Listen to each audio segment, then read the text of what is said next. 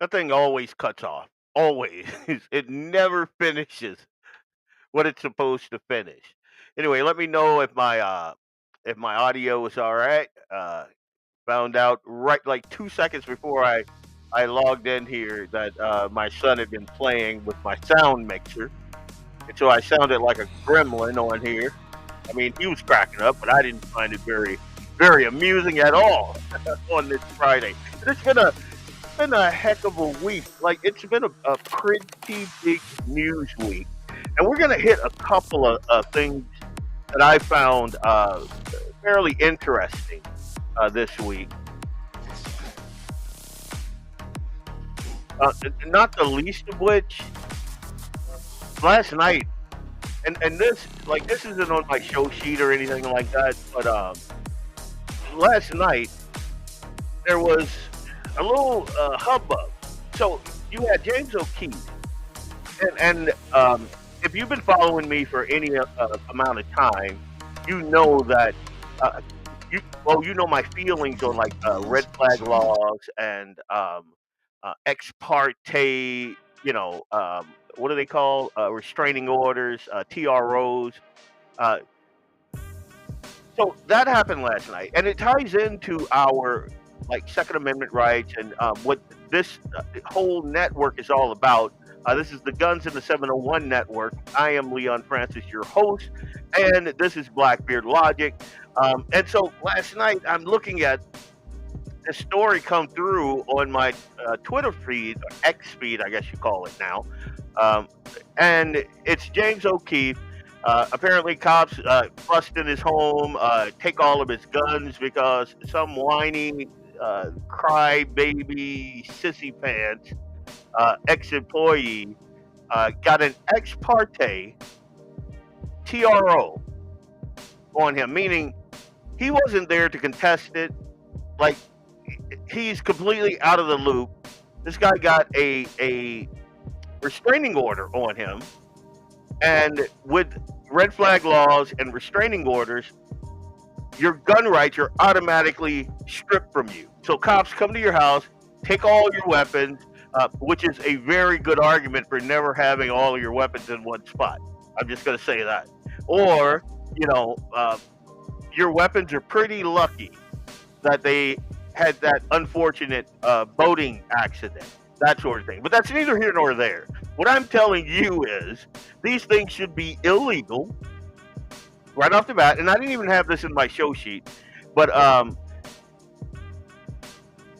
the problem with a TRO, the problem with red flag laws is it's like the Minority Report. Have you ever seen that show, the Minority Report, where basically it's pre-crimes? So you haven't been convicted of any crime or anything, but your constitutionally protected rights are taken from you preemptively.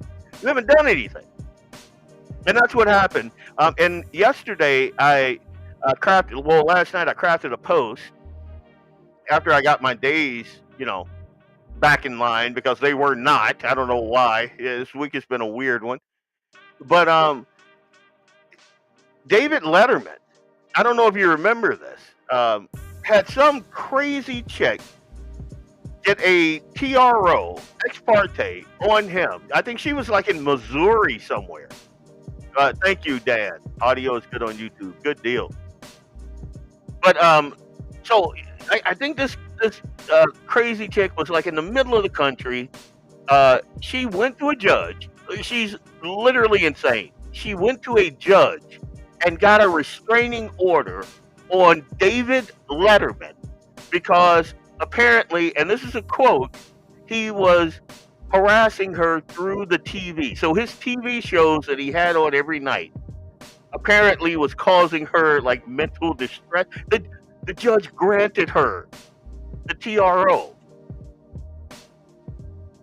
And Letterman had never met this crazy lady, had never seen her, never spoke to her, nothing, and this lady was granted a TRO. Now, granted, somebody like Letterman has tons of money. He was able to squash this thing pretty much immediately.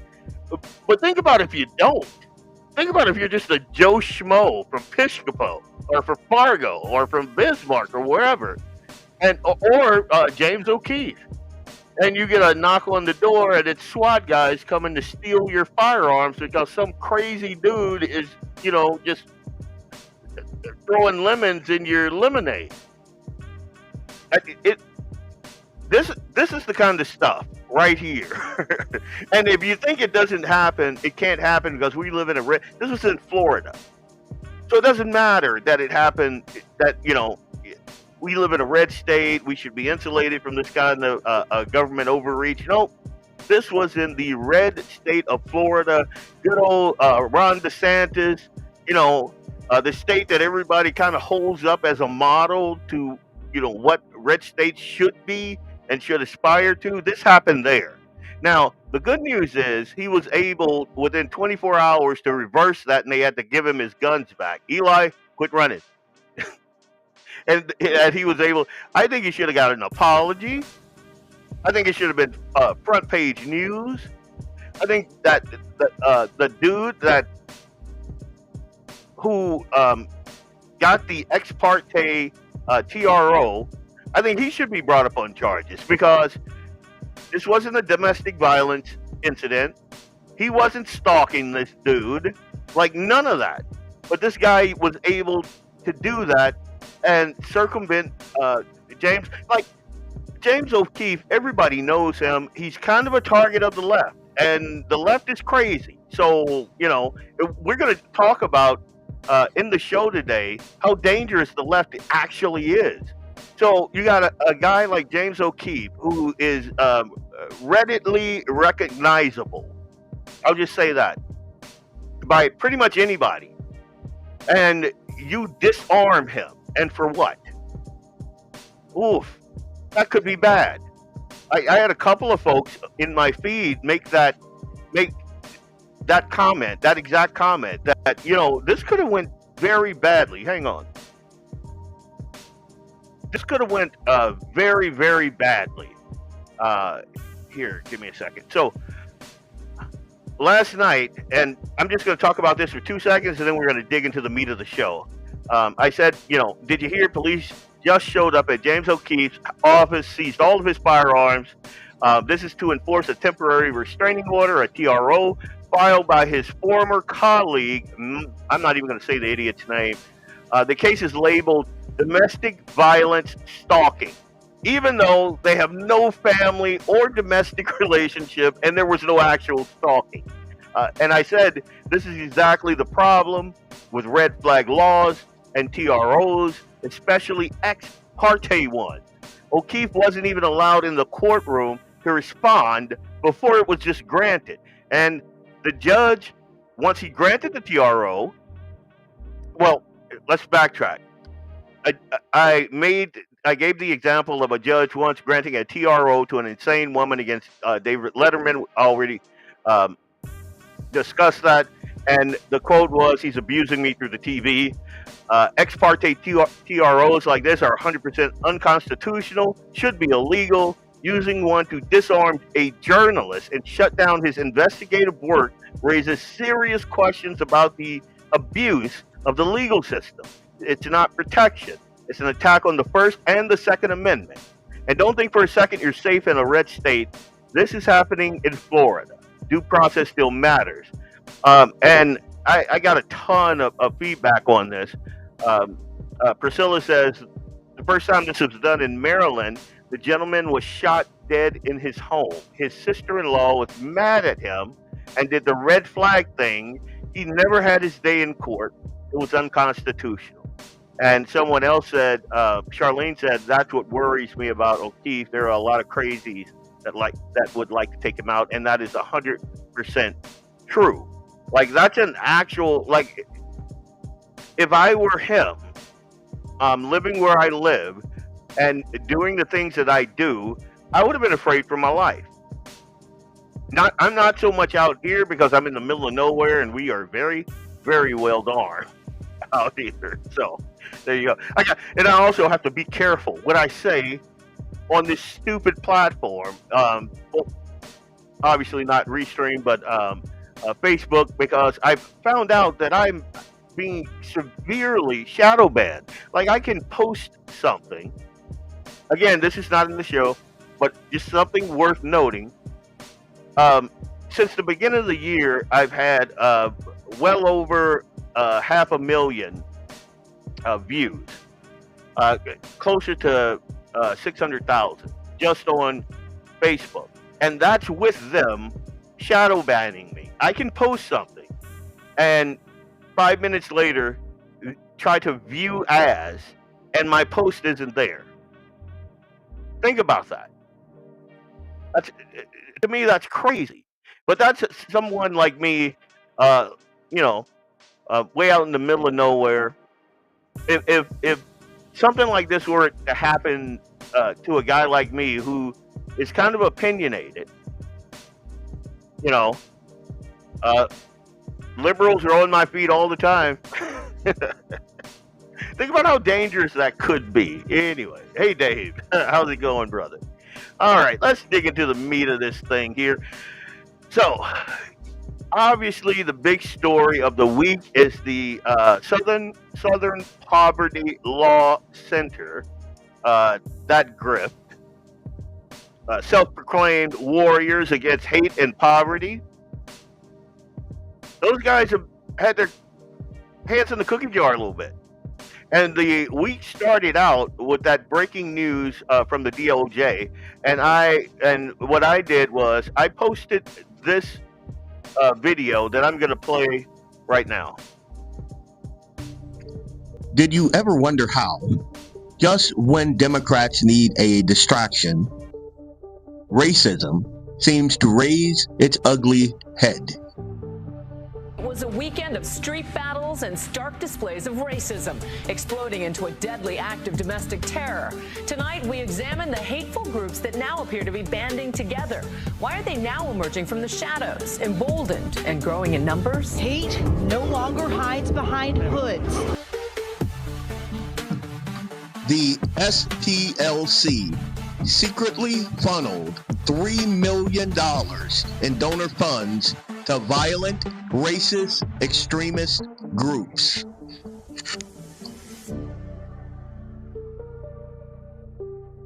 Behind hoods.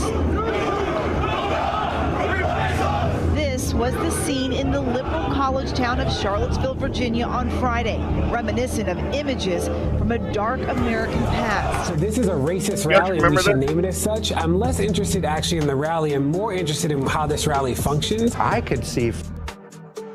They funded a large number of false flag right-wing organizations and events. How this rally functions. I could see from my office here in New York City how this was building. This was not just predictable, but predicted. Well, the most striking thing is how well organized it was. There was people doing crowd control. There were people dropping people off at specific locations. There was security. There were people handing out extra tiki torches. Everyone who was there knew exactly what they were signing up for. I'm joined now by... This is the ultimate grift. Manufacture the problem. Sell the solution. Pocket the donations. All while spreading racism and lies. What they were signing up for. I'm joined now by Mark Potok, a former senior fellow at the Southern Poverty Law Center. I think that this is a new generation of racists who, as Carol and Leonard both have suggested, were in large part created by Donald Trump and others like Donald Trump. Today, the DOJ charges the Southern Poverty Law Center with wire fraud, false statements, and conspiracy to commit money laundering.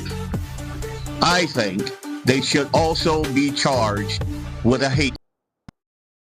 Now, I do believe that they should be charged with a hate crime. I think that what these people have done, and folks like me, and we're going to play another clip of Stossel way back in 2018, basically saying the same thing, and Charlie Kirk, because Charlie Kirk was put on the SPLC's domestic terrorist racist group. Like basically if you were right of center, you were on this list. That's how it went. And Joe Biden's entire, like, his whole thing, the reason that I'm running is because I remember seeing those violent people with tiki torches coming out of the court, like children of the corn, and blah blah blah. They bludgeoned Donald Trump with the whole unite the right, which most, well, I would say almost 100% of my friends recognize that whole thing for what it was. It's like, wait a minute. Like, who are these idiots? Like, what were they doing? And there were other events where you had the khaki pants and the polo shirts, and everybody was like, "Well, look, those guys are feds." You remember that? Because I do. They try to memory hole this stuff, but it seems to me, and if you guys just take 2 seconds and kind of think about it, anytime the left needs to gin up racism, apparently they can. And we were like, wow, like I'm a black guy. I got tons of white friends, like tons, and I'm not talking about like that uh, gay black dude. You know, he probably has tons of liberal friends because they like that type of dude. I'm a rough type guy. So the guys that I would gravitate towards and would gravitate toward me, they'd be more the toxic masculine type, like these fine folks right here. Like yes, you know, you see those. These are my good friend Jamie and Axe. You know, so like, you know, look at this. Look at this. We were just all kind of hanging out, getting along. We didn't. I'm like, so where's the? And I guarantee you, most of the black people in this country have interactions just like me and Jamie and Doug and Bob Wheeler and Dan and, you know, all of that stuff. And so I don't see it. I didn't see it, yet it's everywhere. Like, do you remember when they were saying the biggest problem in the United States was white supremacy? You remember that? You did the pig just move? No, I don't think so. I did not get to partake in that pig, but that is a glorious dude up there. I bet he fed a lot of dudes. Look at that thing. Oh my God. The good eating off of that bad boy. But back to Dave, stop getting me off track here. I mean, thinking about pork and all. But anyway, I remember like for almost 10 years, there's like just hate everywhere you look. If you open the car door, there, hey, it's hate. You know, that's pretty much what the left was serving up. You couldn't turn on the TV without hate. You know, some kind of right wing extremist, white supremacy group doing something stupid and whatnot. And you have to wonder, like, how do they know that these guys are doing this? Like, where do these guys come from? I purposely drive in my truck looking for a rebel flag, but not for the reasons you might think. But I can't find them. Like, I try to find these white supremacists. Hey, are you a white supremacist? I walk into a bar, I like the Bismarck, downtown North Dakota. And again, I've told this story before. I was a coon ass, fresh off the boat, like just got to Fargo, North Dakota. It was 100 inches of snow on the ground.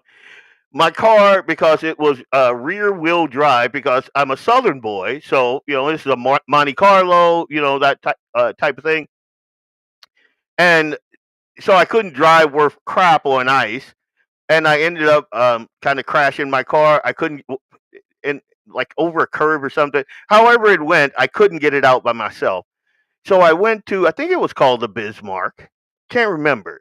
Um, like if you know what I think it was the Empire and the Bismarck, or vice versa. Anyway, I walk in there. I'm a black dude. nothing but bearded. And you got to remember, this was back 96 to 97. Into 96, 90. There were like 2 black dudes up here. That was it. And I walked in there and like everybody stopped. And I'm like, they're like, hey, buddy, what do you need? All these bearded Vikings in there drinking heavily. And so I just kind of told them. I had my hand like kind of on my little piece there. I'm like, oh, this could get stick. Nope. I must have drank a good 6-pack and probably 4 or 5 Jaegs before we got out there and pushed my car. Like everybody wanted to hear my story. Why are you up here? What's going on? Like, you need some help, buddy? Don't you worry about it. And that's the America that I know. But if you watch any measure of the mainstream media, that is not what you get. You get all hate all the time. The white man's got his foot on your neck. And I'm looking around, I'm like, I'm all right, So I don't get it. Buffalo Wild Wings enjoying a tall Coors Light at the moment. Yeah, JD. Hey, JD, I don't know how long you've been on, but I just remember this picture here. We were just talking about this bad boy here. Remember that? How about that? A little bit of that right there. Good deal. Anyway, so let's get back to the show. It's Friday. I feel good. I'm glad it's not yesterday because I was discombobulated like you wouldn't believe. But I'm going to show you something. This was, let's do the indictment first. And then I'm going to show you how long this grift has been running. And to be fair, it's been running much longer than this. I believe a lot of these civil rights groups, their entire modus operandi, their entire reason for existence is not to fight actual hate. Because I believe that in America is probably the least racist country on the planet. The least, bar none. And it's especially the least white-dominated country on the planet. I mean, you go to a black-dominated country, you get all kinds of hate. Like, it's not even funny. They don't talk about it. But it's 100% true. In America, that is not it. You're judged on your merit. You're judged on your merit. If you walk in my house, and I'm a black coon ass from Louisiana, so I'm Southern black. But if you walk in my house and your pants are sagging and you're using Ebonics and you got the gold teeth in your mouth and I'm looking at you with some side eye, I mean, and that's not me being racist. That's just me using mother wit. And I believe that we've been sold a bill of goods in this country for a very long time that says that white people are racist, and these groups glommed on to the grift, and they have made serious money off of the ignorance of liberals. Serious money. Here, let's play that indictment.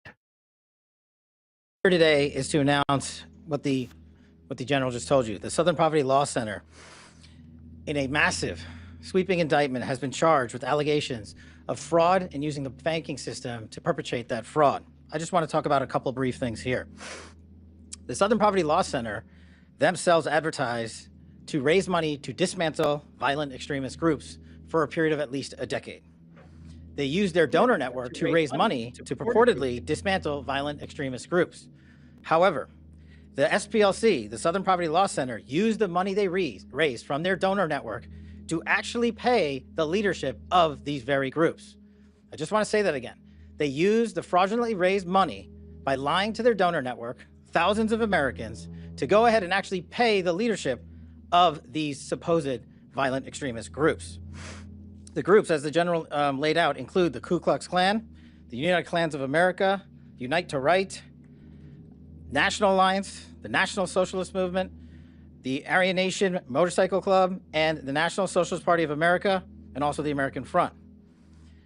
In at least one of these matters, our investigation revealed that funds were used to facilitate the commission of further state and federal offenses. totaling over $3 million. Wow. Furthermore, our investigation revealed that the Southern Poverty Law Center, on top of perpetuating this widespread, decade-long, multi-million-dollar fraud, conducted more criminal activity. They attempted to hide their criminal activity from our financial banking network. They set up shell companies and entities around America so that the financial institutions that we rely on as everyday Americans were deceived in believing that money was not coming from the Southern Poverty Law Center in the perpetration of this scheme and fraud, but rather fictitious entities they stood up to perpetuate this ongoing fraud. This is a serious and egregious violation of a group that purported to dismantle violent extremist groups, but in turn actually only fueled the hatred. This is an important case brought by President Trump's administration. We're thankful for the president for his leadership and funding of not just the FBI and DOJ, but his commitment to go out there and wipe out fraud and conspiracy and waste and abuse wherever it occurs, including the Southern Poverty Law Center. Even though this money was made to appear to be coming from legitimate people and legitimate entities, we at the FBI, with our great partners at the Department of Justice and in the state of Alabama, were able to comb through a decade worth of material, a scheme that took a decade to build, so that we were able to follow the money, because money never lies, and they got caught. As the Attorney General said, these charges are varying, they are widespread and wide-ranging, and this investigation is very much ongoing. Today we're here to announce the charges of the Southern Poverty Law Center, and this investigation and the individuals who are responsible will be brought to justice. Thank you, General. Now, we're gonna go to break here in a second, and then when I come back, I'm gonna show you how long this grift has been going on. The Southern Poverty Law Center is worth like $1 billion some odd dollars, and I'll give you two guesses where the bulk of that money is. It's not here in America. I'll just say that. And I think that this is good, but now I think they should do the ACLU. I mean, the left, it's like we used to think that the mafia was a big thing.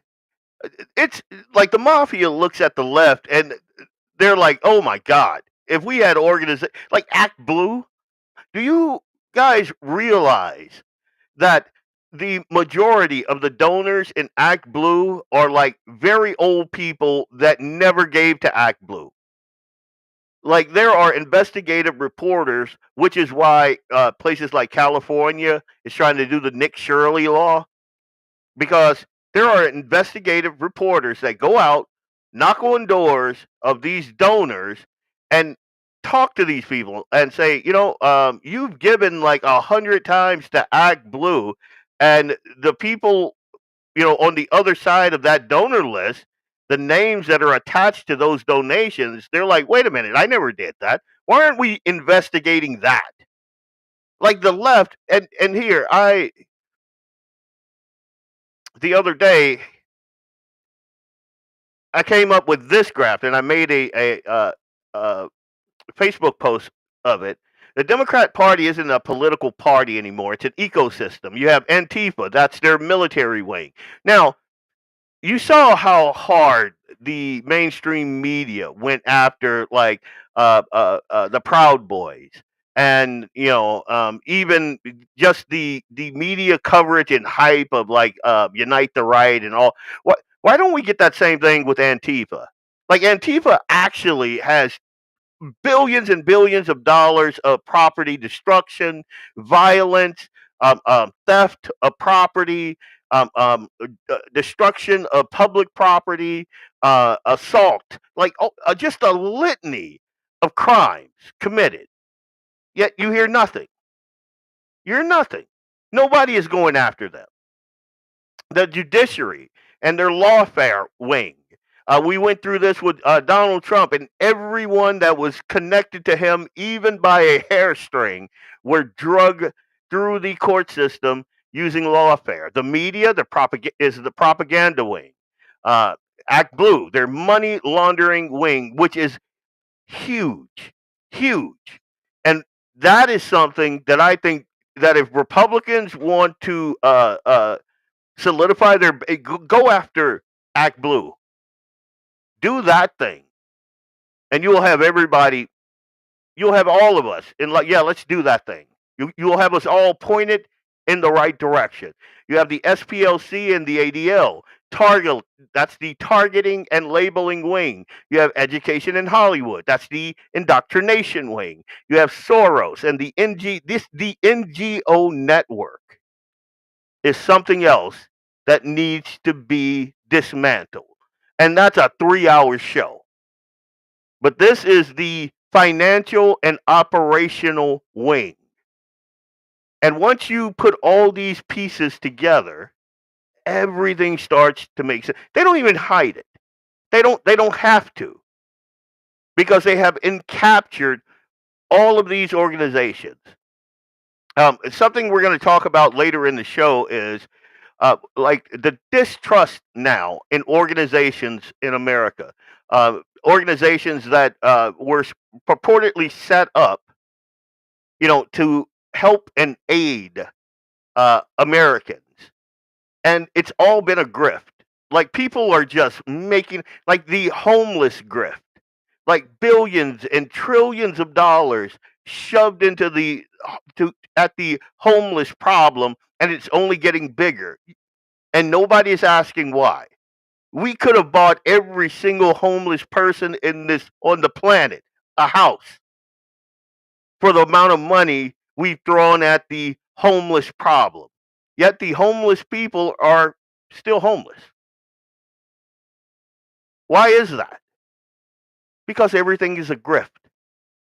And once you understand that, you'll close your wallet to charities. You'll close your wallet to people asking for you'll be like me. I'm frugal, man.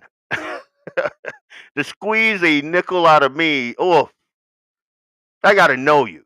I have to have drank beer with you and whiskey, shot things with you, like killed something, field dressed it, threw it on the spit outside, and ate with you, broke bread with you for you to get a donation out of me. Like, it's not happening, because I know better.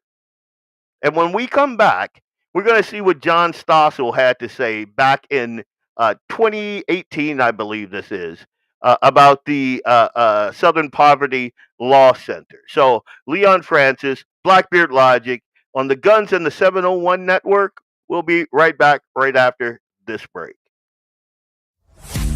Hey, it's Leon Francis from Blackbeard Logic on the Guns and the 701 Network. I'll be right back after these messages from our sponsors. Stay tuned.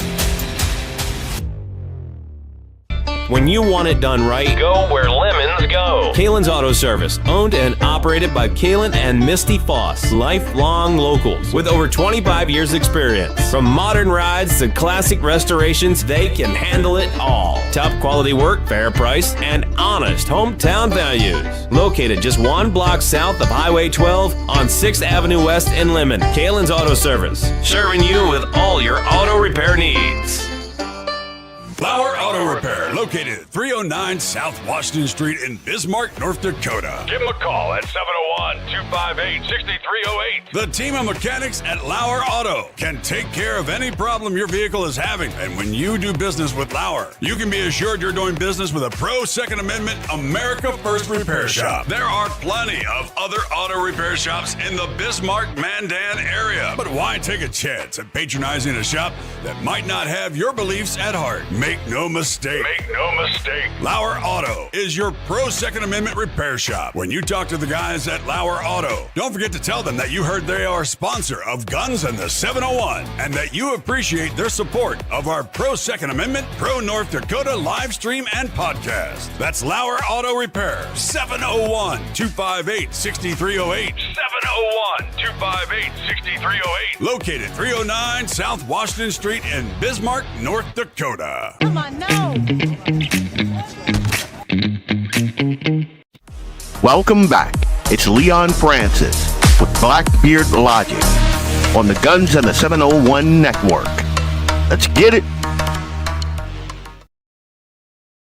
Leon Francis, Blackbeard Logic, Guns and the 701 Network. And Dan, you are spot on. The Hegelian dialectic: create the problem, watch the reaction, be the hero, provide the solution.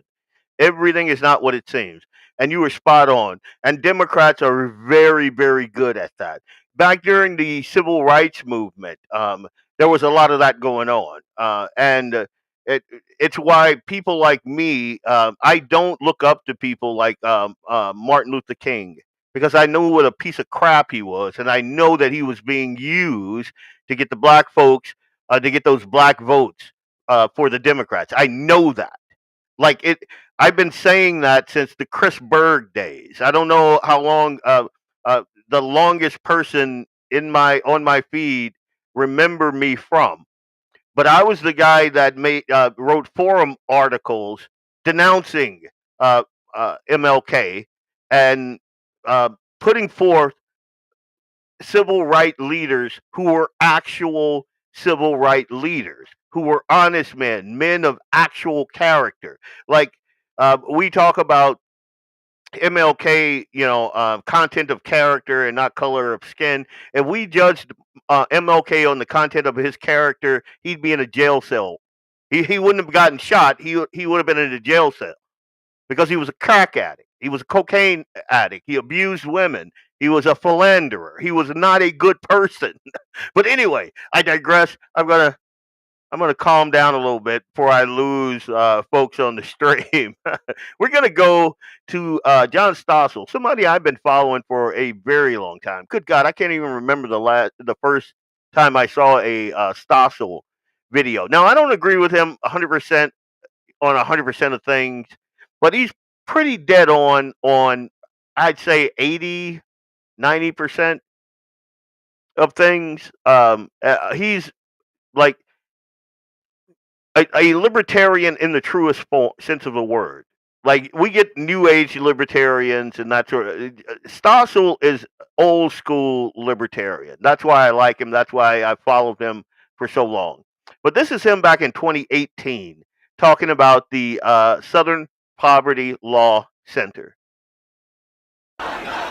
There are dangerous hate groups in America who will warn us about them.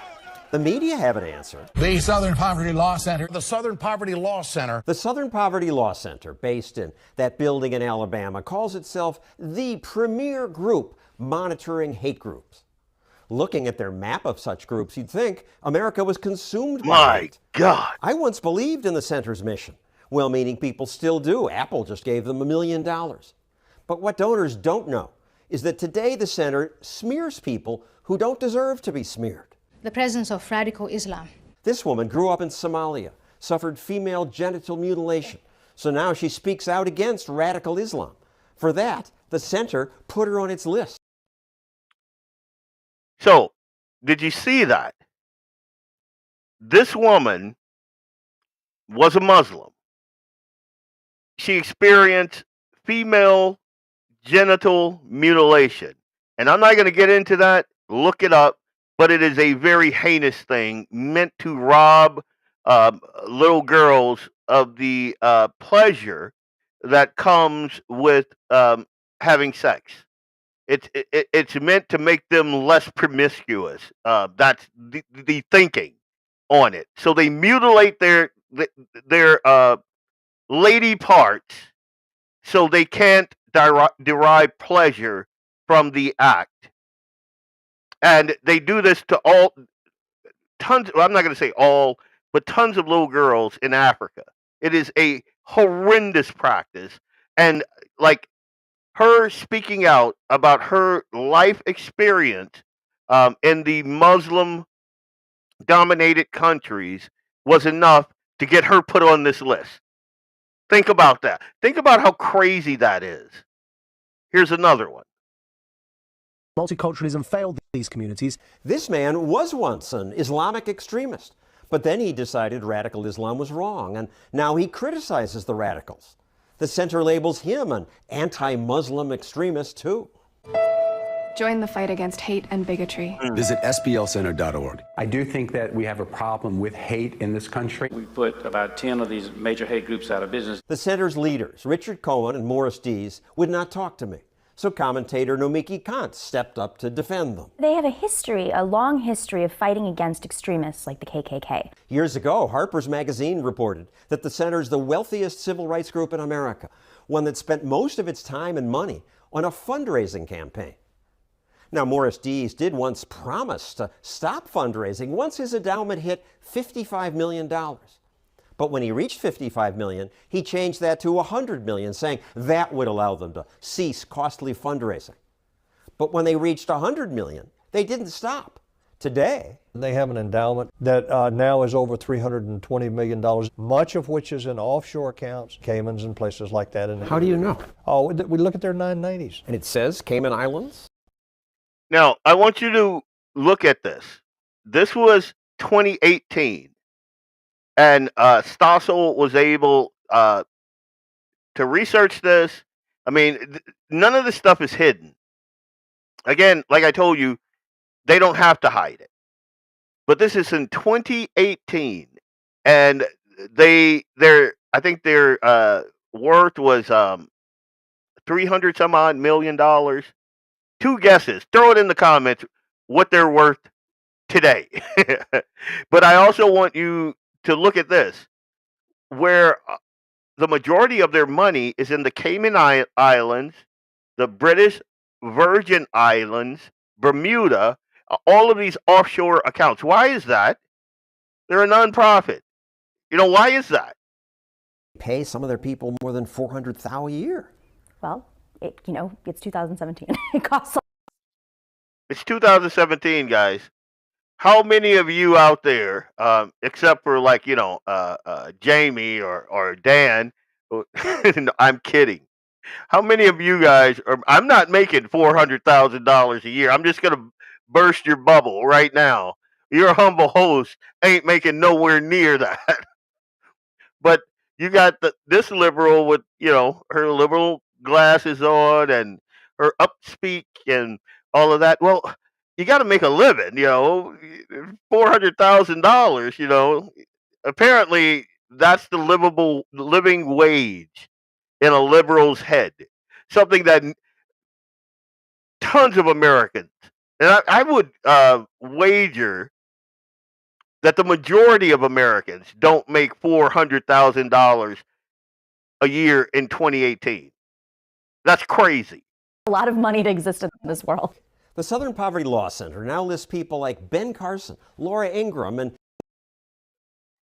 if Ben Carson is a white supremacist or extremist of any kind, we're doing this thing wrong.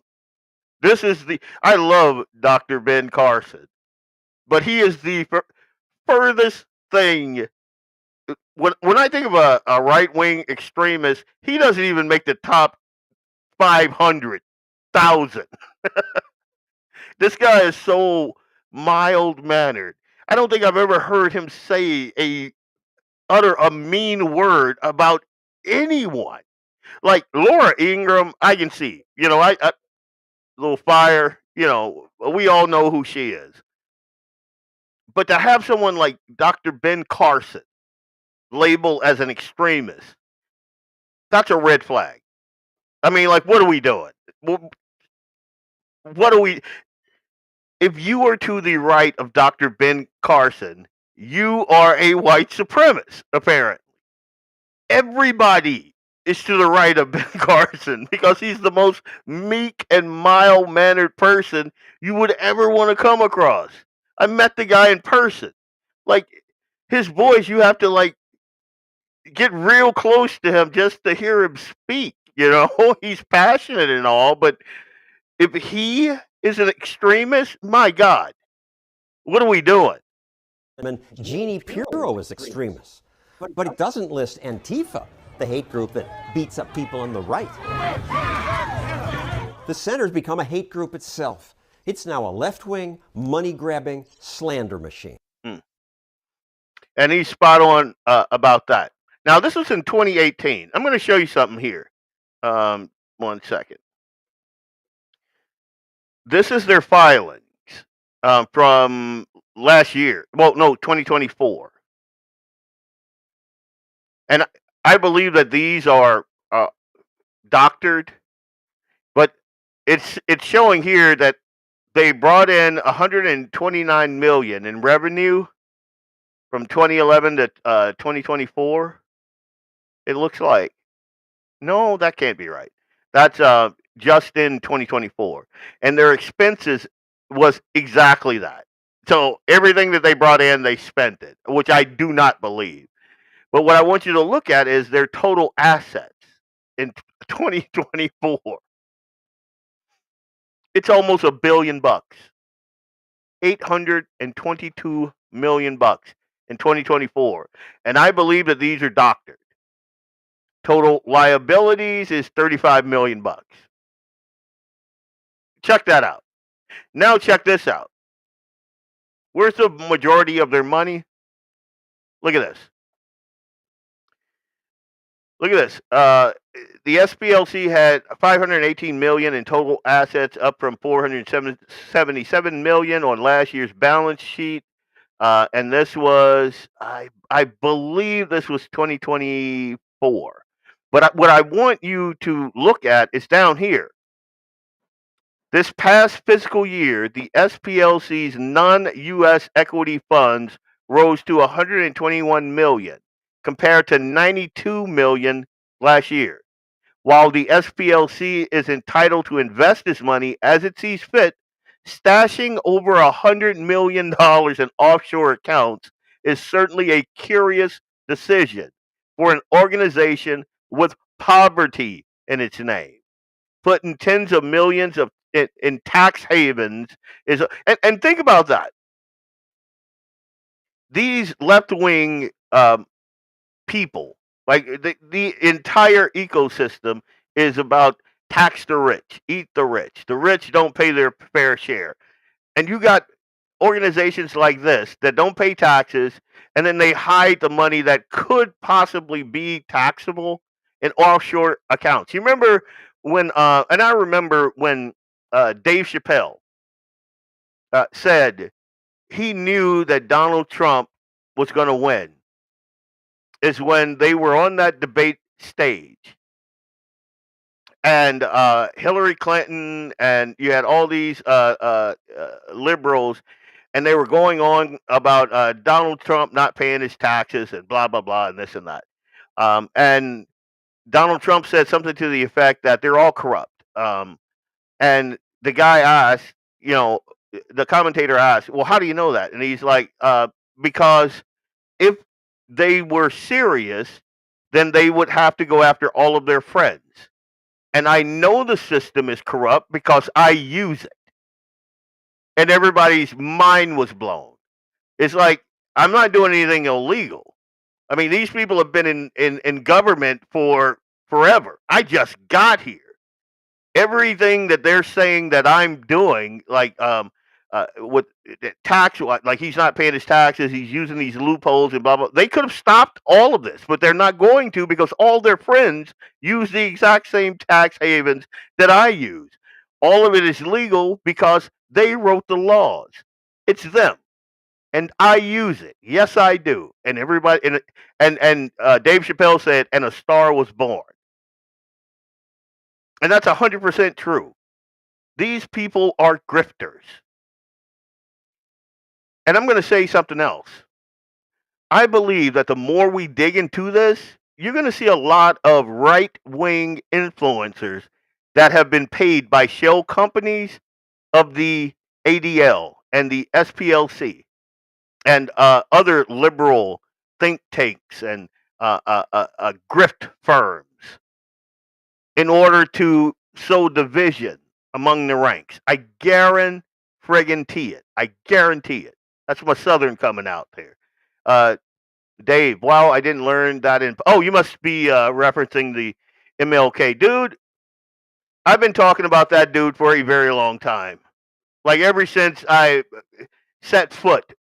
Like, I think the first public exposure that I had in this area way back in like 90 something, the end of the 90s, was about MLK.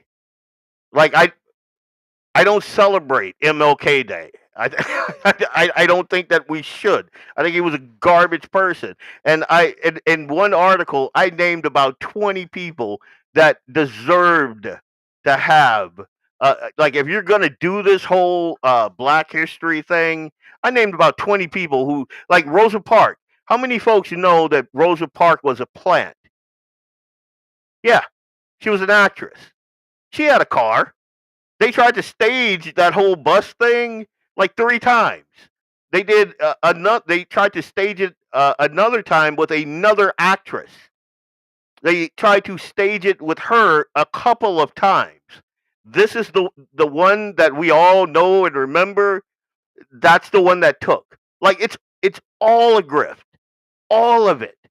It's again the reason we homeschool Eli is because I want him to know real history. I want him to understand what this country is really all about, not the BS that they teach you in school. Because I guarantee you, I could have a podcast and blow all of your minds with actual history.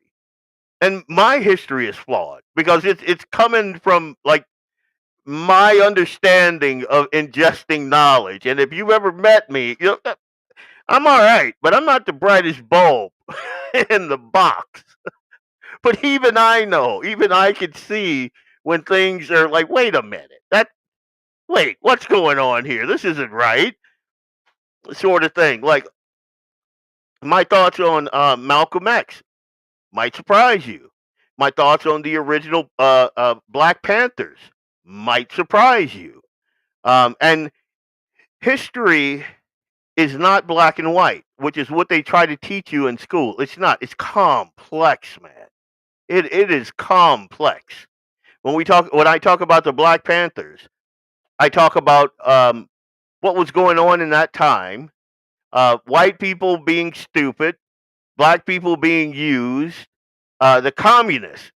Like, if there is a winner in American history, and this is going to cheese your noodle, if there is a winner in American history, it is the communist movement. We'll talk about that on another podcast because I think that they've been wildly successful. Martin Luther King was a communist. That's what he was. He tried to run from that label when they started investigating him. He was like, oh, no, I'm not a commie. I'm not a commie, but I want a chicken in every pot. You know, he was that type of dude. and that's why they liked him. That's why he was prolific.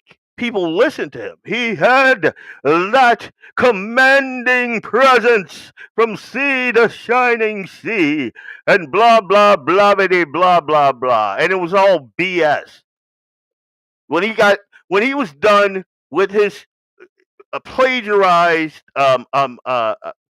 speeches, the second he got off of that podium, he put baby powder on the back of his hand and he slapped the lady of the evening. That's the type of dude he was. He snorted a line of cocaine, baby powder on the back of his hand, and he was slapping.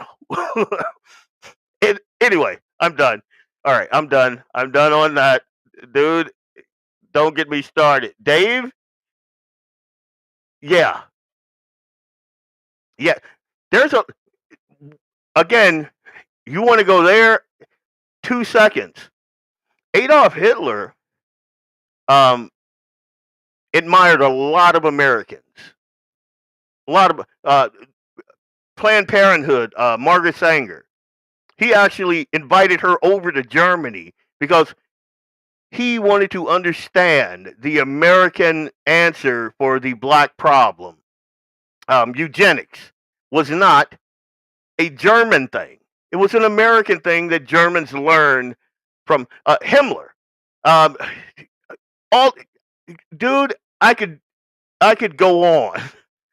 Like, you think, like, everyone talks about Goebbels and the propaganda. Goebbels learned propaganda from America, from the American leftists. He studied the American propaganda machine. Like, you want to get into it. Oh my God. All right. We're gonna get back on track here. You guys get me off track and whatnot. Now, this one is a little sad. When we're talking, sorry, man, I'll stop. Yeah, don't do that to me, man. You know what gets my dander up. Hang on a sec. Yeah, I gotta calm down now. Don't get me on that. So we're still on this garbage organization, but highly profitable. Like, you can't take that away from the SPLC or the ADL. And I've said this once, if I said it a million times, the left is brilliant because they do things that people like me and you guys and gals with a modicum of moral turpitude, they know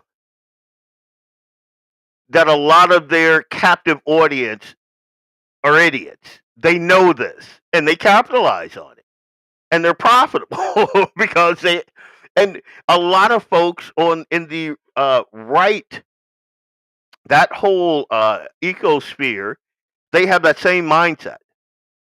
It's why I get emails and all of this stuff. Donate to this. I don't do any of that because I'm not an idiot. And those guys are wildly profitable because they understand one thing. People like to glom on, even if they have a inkling that it's a grift. They like to be part of a movement, and that's all these people did. That's all the ADL did. That's all the SPLC did. They capitalized on the ignorance of their captive audience, and it's been wildly profitable. Wildly. But it's also been very, very dangerous. And this point that I'm about to make will be the most poignant point that I'll make on this topic. The SPLC is dangerous. The left is dangerous. How do I know that? Watch this. Understand that they're literally putting high school chapters of ours on a hate group next to the KKK and next to neo-Nazi groups. And I mean, we can laugh this off. There's an element to this. Remember that there was a shooter that went to the Family Research Council years ago, inspired by the SPLC list. This is them trying to make us basically surrender at Turning Point USA. We're going to do the opposite, and our students are only going to lean in even more. But they can't debate us on our ideas. They cannot have dialogue. They cannot actually go onto the merits of why they are right or why we might be wrong. Instead, they must smear us with the age-old one-liner that you are a racist or that you are a hater. And they're finally realizing the power of Turning Point USA, which is why they put us on this list. Well, when you're effective, you're a threat. When you're effective, you're a threat. And I wanted to, in this segment, on that. This guy was over the target, Charlie Kirk. He was over the target. They put him on the list. And he was I'm just going to say he was a big target. He's young. He's articulate. He was reaching the young folks in their indoctrination camps, in the very place where they're indoctrinating our children. What Republicans and conservatives and folks on the right were doing, we were basically talking to the grown-ups, trying to get them to see reason. And the left knew better. Communists, they know better. Get them young. That's why they want Head Start. They want your kid as young as they possibly can get them. Shoot them up with all that experimental garbage. And then mold their very malleable minds in these public school settings and things like that. And we were not effective on those campuses until Charlie Kirk.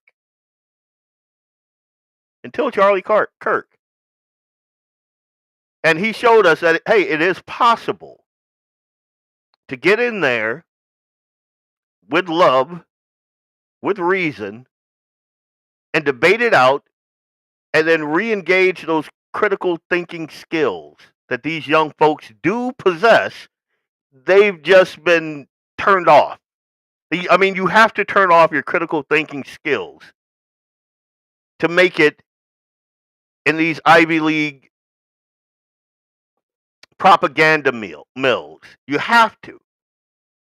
I mean, how else can you get a female who God put in her a nurturing spirit? How can you get her to turn that off and say, my body, my choice? How can you do that? How can you get people like Michelle Obama, who obviously had probably one of the more privileged lives in America, in the world? I mean, the Obamas are mega wealthy now. Barack Obama lived all over the globe. But you can get those guys to talk about the white man with his foot on their neck. For the first time in my adult life, I'm proud of my country. You're married to the President of the United States. You don't have an accomplishment to your name. You look like a man. And here you are on the world stage, powerful, with a massive audience, a massive voice, and you're going to push this.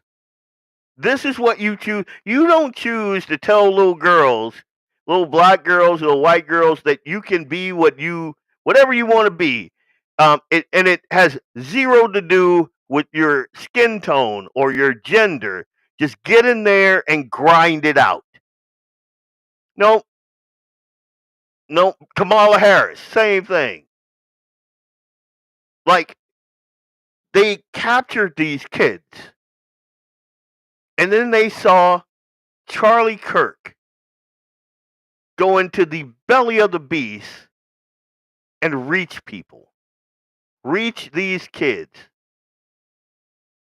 And it is my opinion, they put a target on this dude and they took him out. And that is why organizations like the SPLC and the ADL are so dangerous. They want you to believe that it's the right that's dangerous. We are. But we're not crazy. They're crazy. They are certifiable. We are dangerous. Like, I don't know, I cannot think of a single one of my, especially male friends, that are not dangerous.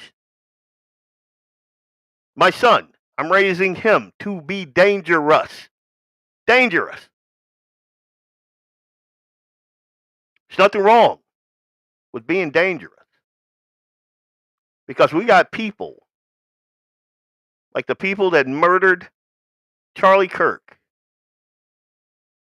running around in this country with money, with power, with influence. If you're not dangerous, you're going to end up a victim. And with that said, I'm Leon Francis. This is Blackbeard Logic on the Guns in the 701 Network. This is our second commercial break. Be right back right after this. Hey, it's Leon Francis from Blackbeard Logic on the Guns in the 701 Network. I'll be right back after these messages from our sponsors. Stay tuned. LAUER Auto Repair, located at 309 South Washington Street in Bismarck, North Dakota. Give them a call at 701-258-6308. The team of mechanics at LAUER Auto can take care of any problem your vehicle is having. And when you do business with LAUER, you can be assured you're doing business with a pro Second Amendment America First repair shop. There are plenty of other auto repair shops in the Bismarck-Mandan area. But why take a chance at patronizing a shop that might not have your beliefs at heart? Make no mistake. Make no mistake. Lauer Auto is your pro Second Amendment repair shop. When you talk to the guys at Lauer Auto, don't forget to tell them that you heard they are a sponsor of Guns and the 701 and that you appreciate their support of our pro Second Amendment, pro North Dakota live stream and podcast. That's Lauer Auto Repair, 701-258-6308. 701-258-6308. Located 309 South Washington Street in Bismarck, North Dakota. I am Leon Francis, and this is Blackbeard Logic on the Guns and the 701 Network. Let's get it.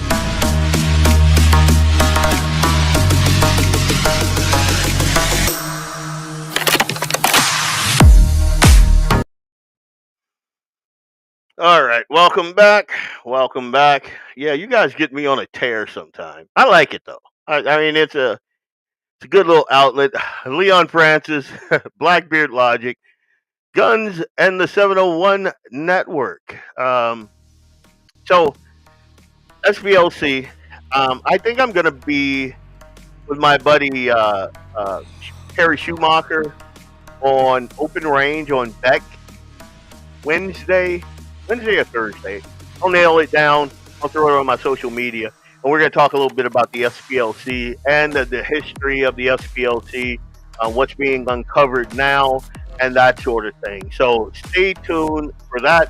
I mean, as you guys probably already know,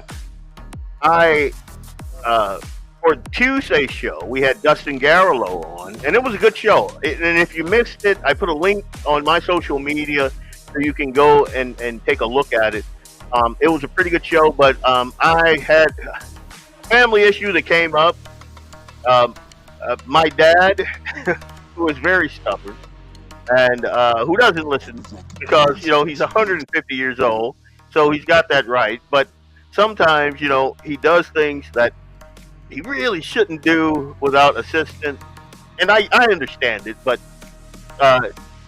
he took a spill, had to take care of that.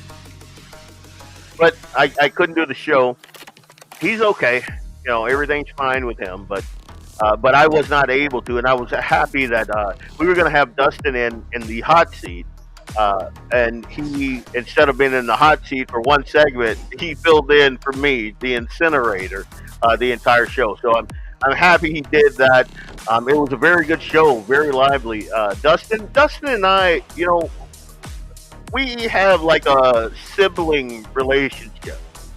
Like back in the day when I first came on the political scene in North Dakota, me and Dustin and Port, we were like the three amigos almost.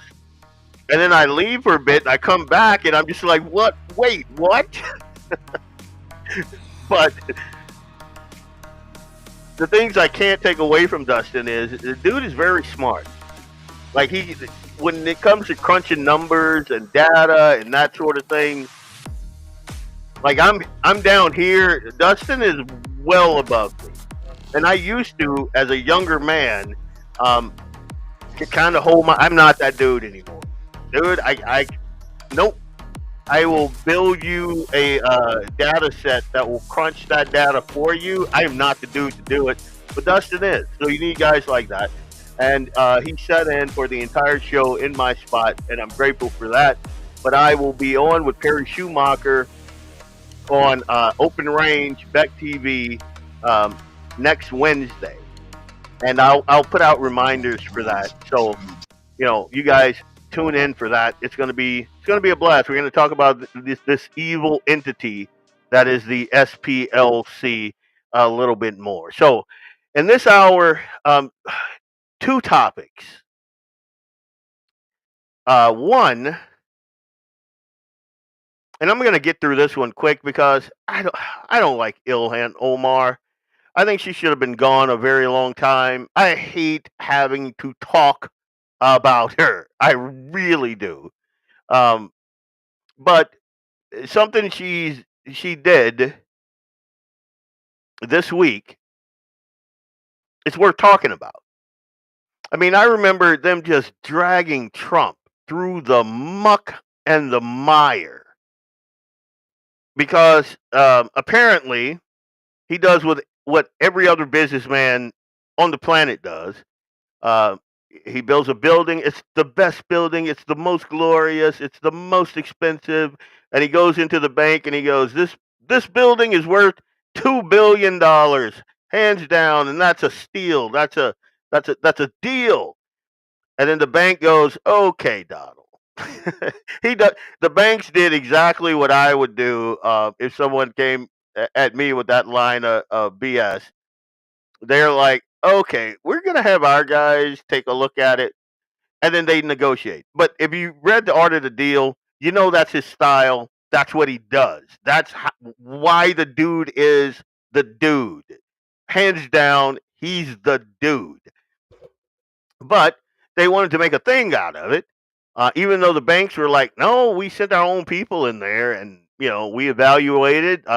He got the loan, he paid it back. We're all good." I mean, it's like would we do another loan with them? Yes, we have been for the past 50 years because he's great at paying them back, and so there was no actual victim there, but they wanted to get Trump. They had to get it. And so they just smeared him, and there were 37 felonies and blah, blah, blah, and this and that. So I found it comical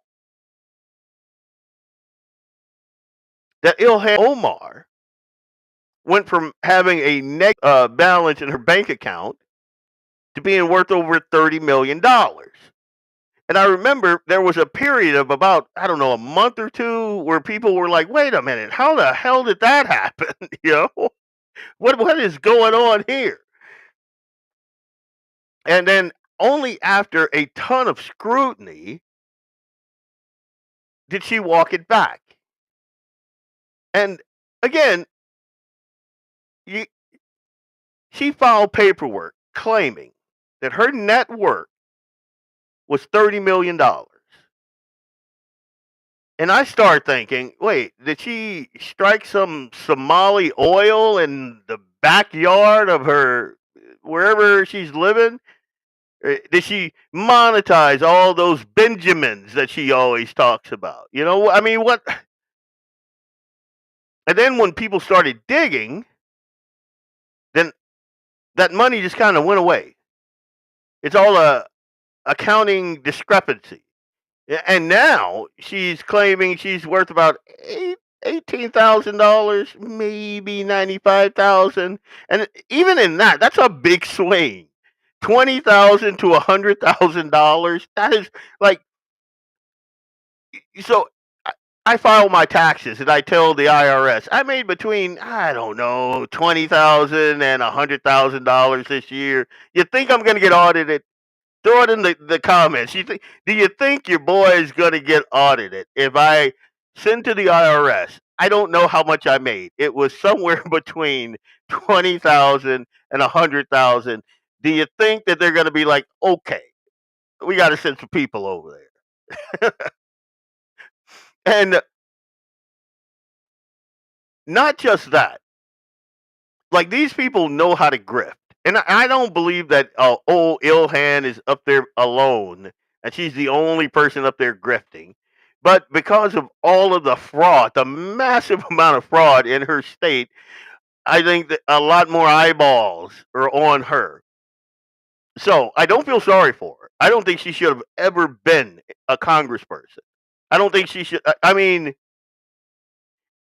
her background is sketchy enough. And it's well known, her background.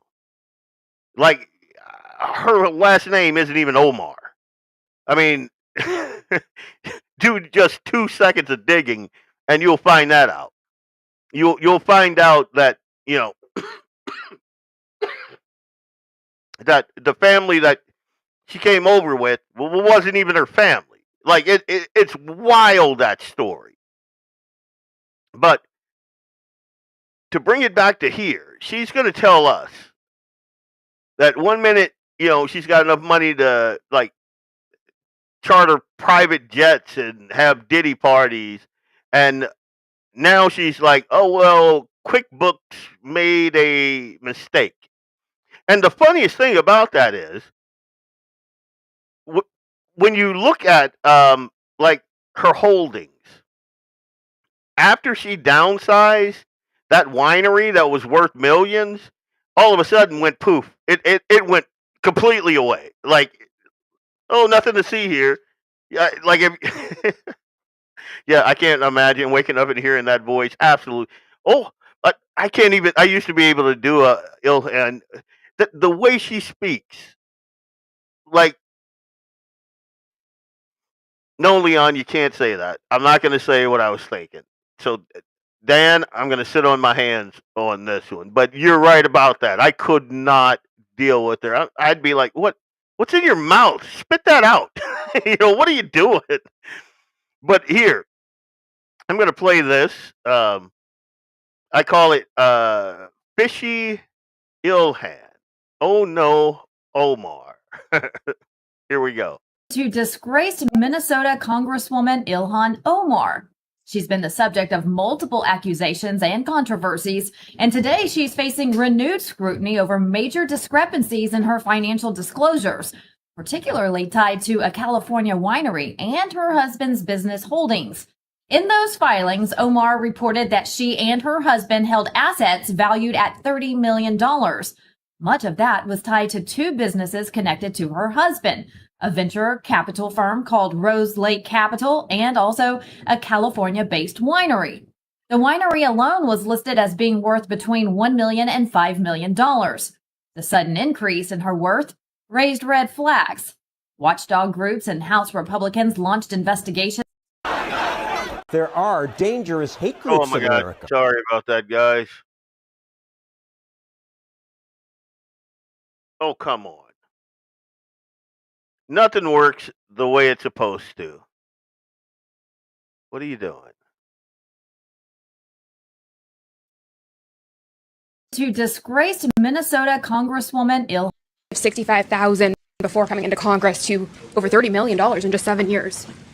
My disclosure is public now. Yeah, it is. And so a lot of people now are looking into that and finding S. Crew Winery, a winery that doesn't actually seem to exist. Is that a real winery, or? Do you all actually look at and read things, or do you just ask silly questions? Well, it's listed in the financial disclosure, so can you explain it? Because we have a lot of questions about it, and things just aren't adding up. There's no real phone number. There's no real location. Why, did you want to buy some wine? Probably not from you, to be honest.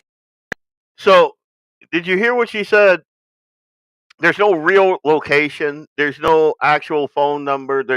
And if you remember, I've done several shows where these foreigners come over here and they run this grift on us. Like, we think of ourselves as a first world country, and we're so smart. We're so smart. These people come over here and eat our lunch. They come over here and they eat our lunch. And granted, like, the IRS goes after folks like me hard. For folks like my buddy John Trandom, who owns his own business and reports quarterly, right? So they go after, like, you better have every single dime and nickel accounted for, because they will run an enema through your filing. I'm just going to say that. She's my favorite reporter. Yeah, I love her because she's another Sarah Gonzalez, Now, granted, if she was if she had a story on me and she was as tenacious, I'd hate her, because they don't give up, man. They're right in your face, dude. But again, back to people like these foreigners. They come over here, and the liberals will have us thinking that, they're giving back to society and they're low crime and they're this and they're that. The amount of grift in these and I'm not just talking about the Somalian community. Like, that's a big problem. But the fact that all of these foreign actors can come over here and just make out like bandits. Like the Nick Shirley thing in California. I think most of that was like Russian and Croatian or something like that. In Minnesota, it's like the Somalians. And I know, like, in North Dakota, especially when I used to work for KSI, and this was way back in the day. There's no KSI. KSI was the sister um, um, plant for Federal Beef. If any of you guys are old enough to remember that, when you used to process beef out there, we were the kosher plant. And so we were the sister plant, and it was down on like 12th Avenue, no, 7th Avenue, I believe it was, back there. And I remember the Vietnamese and I think Bosnian, those Bosnian dudes.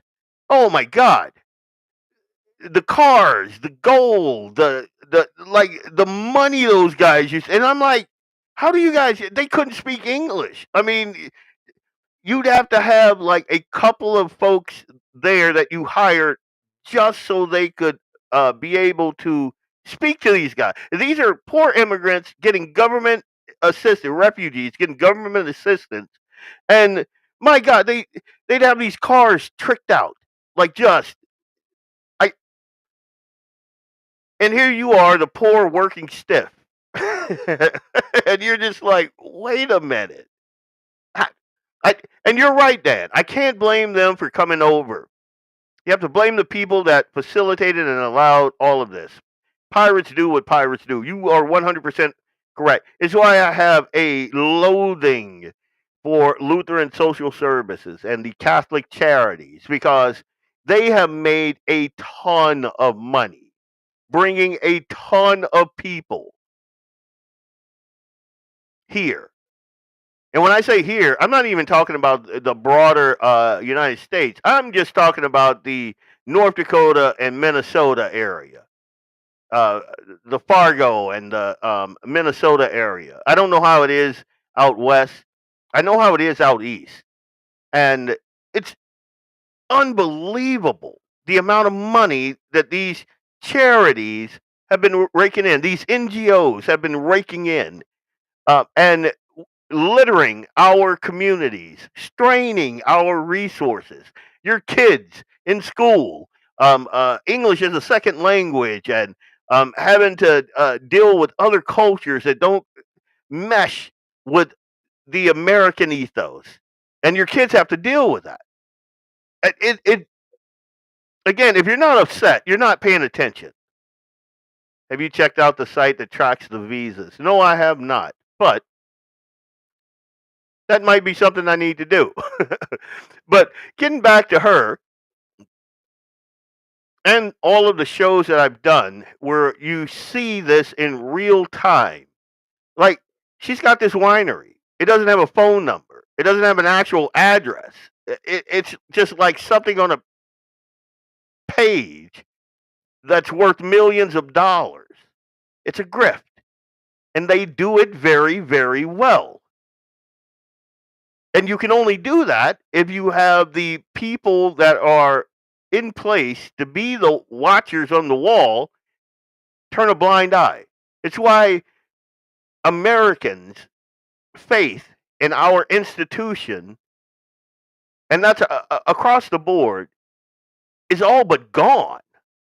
Like, I don't trust it. Even the FBI under Kash Patel and Donald Trump, I don't trust those guys. I don't trust the CIA. I don't trust the you name the alphabet agency. I don't trust them. Absolutely don't trust Lutheran social services. I remember when they were trying to put that Taj Mahal right off of I think 52nd, and people were like, "Wait a minute, how do you guys get a hold of that much money? I mean, you're a charity." Well, NGO. Yet they're politicians across the board. Their main job is to figure out how to spend the money they steal from you. How to just get it out the door and then get more from you. Like, it amazes me that the people, the descendants of the folks that were pissed that the king was putting a tax on the tea. The tea that we just kind of quietly open up. We don't even open up our wallets. The government goes, you don't need to open up your wallets. We're just going to take it from you without you even seeing it. You just go to work. We'll take it out your wallet before it even gets to your wallet. And we're all right with that. And all that hard-earned money is going where? Ilhan Omar has a winery that is basically just on paper that's worth millions of dollars, that after it was disclosed, she revised down, and now it's gone. It's gone. Like, all right. I'm going to finish playing this. Honest, recently stated that the American people should be afraid of the white man. They should be fearful of the white man. I never said that. Yeah, you're on video saying it. Our country should be more fearful of white men across our country, because they are actually causing most of the deaths within this country. I did not. Yes, you. Again, this is like. So what she said was, you said that we should be afraid of white men. And Ilhan Omar said, I did not say that. And so they played the clip of her saying it. And there she is still denying. Like what I said, you need to prepare yourself, because you can't continue embarrassing yourself like this. So I'm just a liar. What I was quoting was an actual study done by the FBI. Okay, thank you. Prepare. And did you hear that? Now, Ilhan wasn't wrong. But again, when you think about the erosion of our trust in our institution, that's one of the reasons. The FBI actually said that, which is a unmitigated lie. Like, it is the biggest lie. I can't stress enough how big a lie that was. And the FBI coming out under the Biden administration and Obama administration saying that white supremacy and white domestic terrorism was the biggest threat in the United States. And you're like, wait a minute. Like, all you got to do is have eyes. And you're just like, wait, what? But because they said it and the media spins it out there towards you, you're supposed to just swallow it. So she said that, and she even backed it up. And she's not wrong when you given the sources of her information. It's the craziest thing, and we lived through. Again, George Washington and those boys, they'd have been shooting by now. I'm just saying. All right, thank you, Congresswoman. Let's finish this. Omar, the last time I spoke to you, you said that I was stupid for asking you about your financial disclosure, but there's some discrepancies on there. Would you like to explain them? How did you make such a big mistake on I this? still do think you're stupid for asking me anything. I am? Yes. Well, what about the American people who are wondering how you made such a big I have mistake? explained. I think you're stupid for asking me. I have given them the explanation. Do you want to tell our viewers? Because they're. I don't want to tell you jack shit. Oh. How about that? Okay. Okay. Have a good day. Thank you, Congresswoman. Wow. Ilhan doesn't believe she has to tell us anything. Her legal team maintains there was no wrongdoing and that the correction was made voluntarily and that the issue was identified. But it was only identified after we started asking questions. The House Oversight Committee is investigating. A drastic drop in net worth when the numbers change this much. The questions only get louder, and we will continue pressing for answers. Yeah, that is just crazy. And again, anybody with eyes to see can see how that was 100% grift. Now, the thing that's really going to cook your noodle is, like, I've had conversations with friends of mine. Do I think anything's going to come of this? No. Like, we see, like I am outraged by new findings pretty much every day. And until I see arrest coming, till I see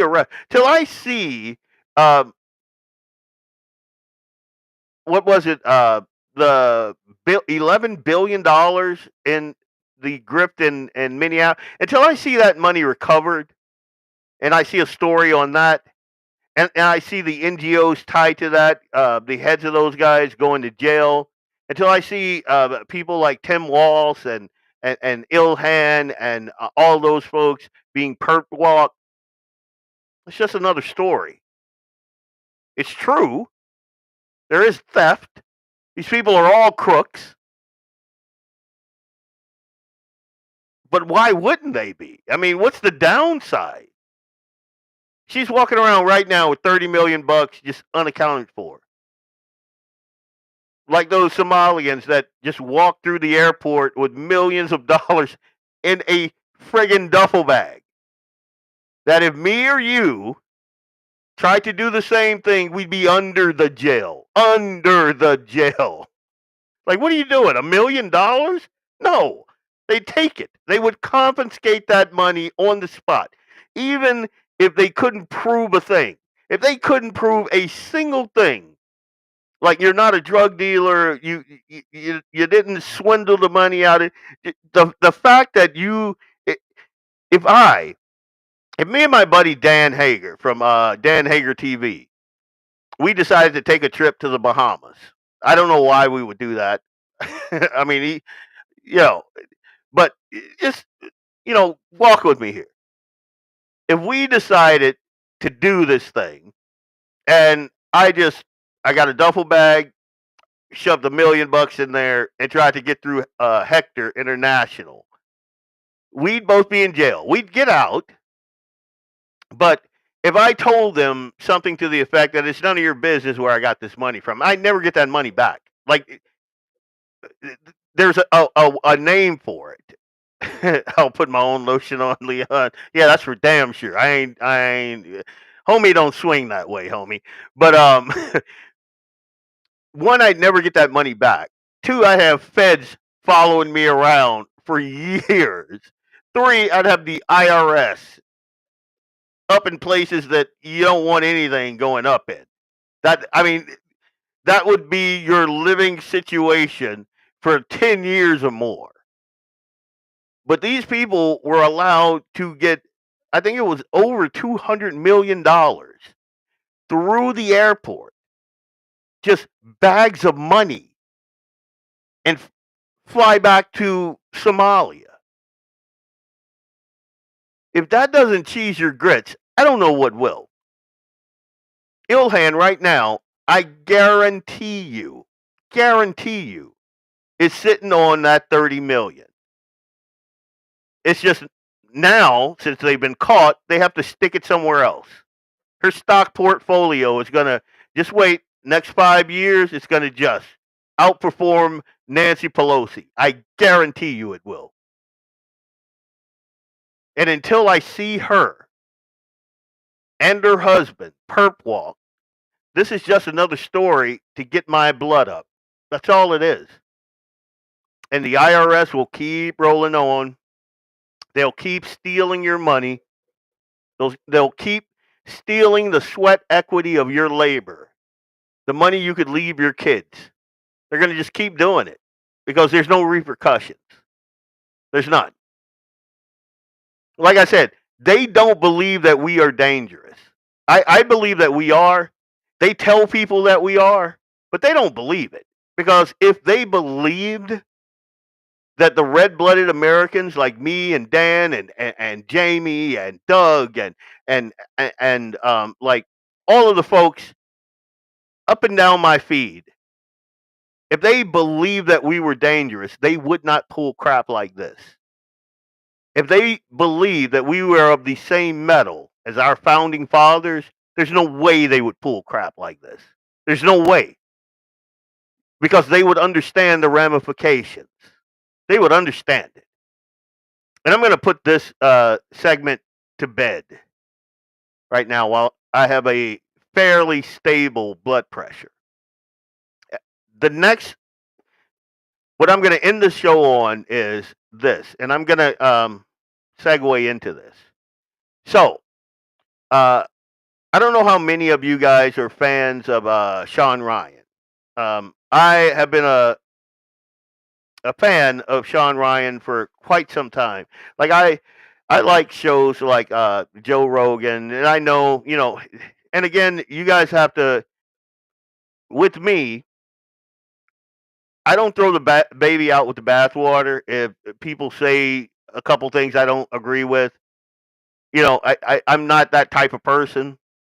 So Shawn Ryan, I like his podcast. I like Joe Rogan. Even though sometimes, and again, Joe Rogan is a jock. I like to listen to him because he is to me, he's a knuckle dragger like I am. And he is. So he gets things right, he gets things wrong, but the meat of the reason I listen to people like that is it keeps you grounded.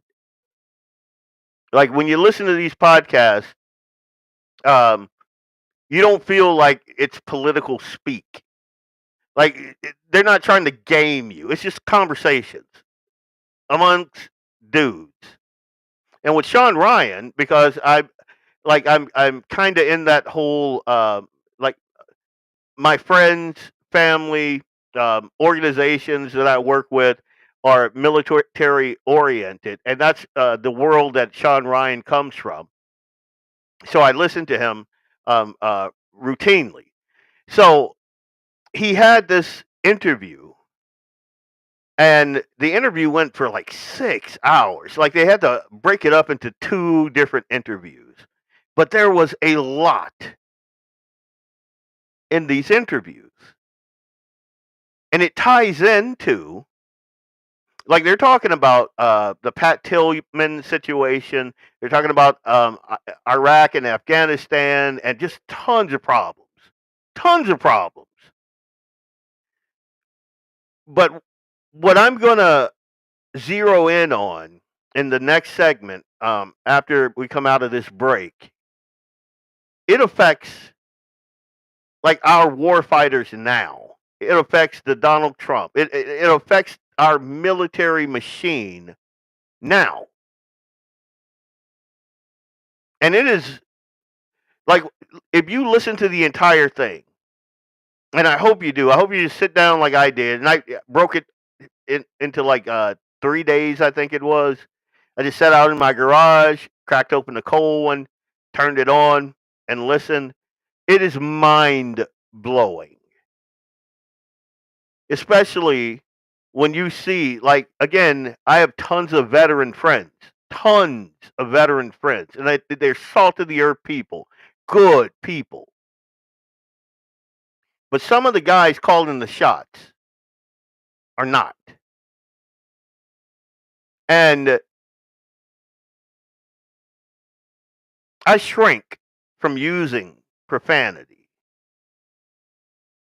So before I do, I'm just going to, Leon Francis, Blackbeard Logic, Guns in the 701 Network. We're going to be right back right after this break. Okay, let's go. I am Leon Francis of Blackbeard Logic on the Guns and the 701 Network. Let's get it.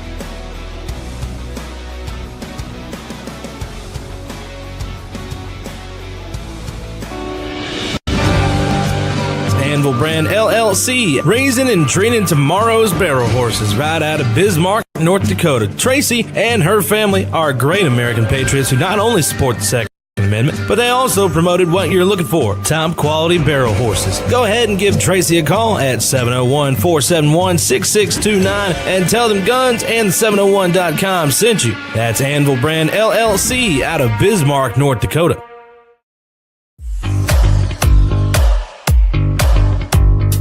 At Horton Laser Craft, we believe in the power of personalization. Whether it's a cherished memory, a special occasion, or a unique gift, our custom laser engraving brings your vision to life. Our expert craftsmen and state-of-the-art technology ensure every piece is a work of art. From personalized decor to one-of-a-kind keepsakes, Horton Laser Craft makes every moment unforgettable. Visit HortonLaserCraft.com today and start crafting your perfect gift. For more info, email them at HortonLaserCraft@yahoo.com or call them up at 605-545-7535. Horton Laser Craft, where memories are engraved. Yeah, hey, look, I got the moves like Michael, the flow like Aubrey. Walk around thinking I'm a prince like Saudi. Mismatched Converse, t-shirts tucked in, know my worth, can't tell me nothing. White Nikes, albino, pink cop my stilo, head to the top, bottom line is a motto. Welcome back. It's Leon Francis with Blackbeard Logic on the Guns and the 701 Network. Let's get it.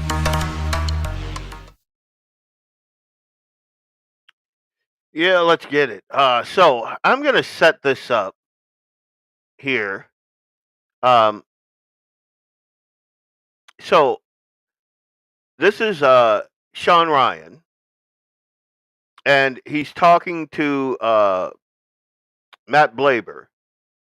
Pete Blaber, and they're talking about, and this is just one part of this entire discussion, and I cannot recommend enough to sit down and watch this particular. I mean, even if you don't like Shawn Ryan, sit down and watch this whole thing. Some of the things in there will make your blood boil. And again, it seems like in our society, in today's society, the garbage always rises to the top. The folks at the bottom, the folks expending the shoe leather and the elbow grease and giving their lives to this thing are by and large really good, salt of the earth people. But the folks at the top. Now, the incident that we're going to talk about, and I don't know if the clip that I have goes deeply into the details, so I'm just going to kind of lay it out for you. This is an incident with Pat Tillman. If you guys remember Pat Tillman, he was like first round draft. I forget the NFL team had a $2 million contract, but I remember him having a interview. Like reporters were all over him because he decided instead he was going to put that on hold and go serve in the military because his father had served, his grandfather had served, he had uncles, and like his whole the males. His brother was serving. Like the males in his family, they were a military family, and he's like, "Well, I'm not just going to go play football. I'm going to go and serve my country." That's the type of person that Pat Tillman and his family are. Just salt of the earth, good-hearted folks, and it went horribly wrong. So his ranger, he became a ranger, which is no small feat. No small feat. His ranger platoon was on a poorly planned mission in difficult terrain near the Pakistan border. Now, and I'm not going to get into the weeds on it, but basically everybody in the talk screwed these guys. One of the things that they should have never done, in my humble opinion, and in Blaber's humble opinion, and in the command, the ground command, the folks that were on the ground, they were like, wait, what? They had them split the platoon in some of the most hostile fighting environment that you'll ever see. And as a matter of fact, the guy on the ground was like, no, we're not doing that. And then the guy, the big hoity-toity said, that's an order. So there you go. But they ordered the platoon to split. It created chaos. They ended up going into a canyon, and it was so narrow that they were being fired upon. They couldn't see who was firing upon them. They didn't have ear protection, and they're firing like 50 cals and like big firepower in a canyon. So they're coming out of the canyon, and Pat Tillman's platoon, their portion, they broke the platoon up. So some guys were from different platoons. So the communication was garbage. The radios didn't work. They had line of sight radios. The folks in the TOC had switched over comms to the purple set, which was, I guess, only among the hoity-toity, so they couldn't hear anything that was going on the ground. The guys on the ground couldn't communicate with each other because they're in a canyon, and their line of sight radios did not work. And so they're trying to make the best of this just foobarred situation that the guys in the TOC, the hoity-toities, the generals, the guys that are disconnected from the actual fighting, ordered them to do. So they come around, they're trying to get out of this canyon, they're in a kill box. Folks are shooting down at them. And so they're shooting up at them. And in the chaos, Pat Tillman gets killed. Other people get killed also. But then the way the Army handled it is the portion. Well, the whole thing was a foobar. But this portion of this interview pertains to how they handled it. There was a cover-up. Like, everybody knew it was friendly fire. The battalion knew, everybody knew. But the Army decided to cover it up. And for 35 days, they lied to everybody. And this is 5 minutes from this conversation. And then on the other side of that, we're going to talk about General 4-star General David Hodne,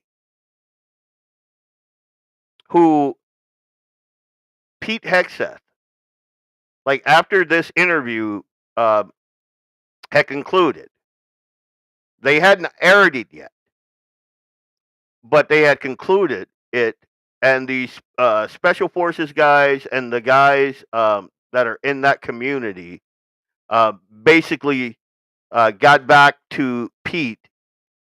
Pete dug into this, found out what Hodne, who is now a 4-star general, who is like right up there with him, and he fired like, I think 4 of the dudes. Like this whole again, listen to the whole interview. There are foobars in all of this crap, and all of the crappiest people rose to the top. They rose to the top. And this is who we have. These are the reasons why we don't have faith in our institutions. It's things like this. Take a listen. Know if you need anything, we'll get these guys, and off they went. But Kevin would have told the mom and Marie right there, not just that he was dead, but he was killed by friendly fire. And the whole thing that went on for basically 20 years would have been nipped right there with just the truth. So, the old adage, the truth doesn't get any better with age. Bad news doesn't get any better with age is, on steroids here. But they're aging it, and they're aging it 35 days, a memorial ceremony in San Jose where they read this Silver Star citation, charging up a hill, to counterattack an enemy that ambushed his comrades. And so here's the other part. On 3 days after it happened, the platoon comes in back into Kaust, into the base in Kaust, and they do a hot wash. They're directed to do, and they do a hot wash. No one from the chain of command attends that hot wash. In the hot wash, you can really be, I was very proud of these guys because each squad leader got up. The first squad leader, who was in the gun jeep that shot Pat, said, it's not my guy's fault. We thought we saw an Afghan. We had been shooting in that direction for 12 minutes. They only shot up there because I shot. I'm the one who shot the Afghan. They did what they were supposed to do and shoot where their squad leader is. Don't blame my guys. Taking full responsibility. Next squad leader gets up, says, I was up on top of that spur. I knew Pat was down there. I didn't know he was supposed to be under my supervision or whether he was or not, but I know he doesn't know much about friendly fire or positions because he doesn't have experience in combat. Pat was very common sense, astute guy. So I take responsibility for it. So 2 guys get up, 2 squad leaders, 24 years old, and they take full responsibility like leaders are supposed to.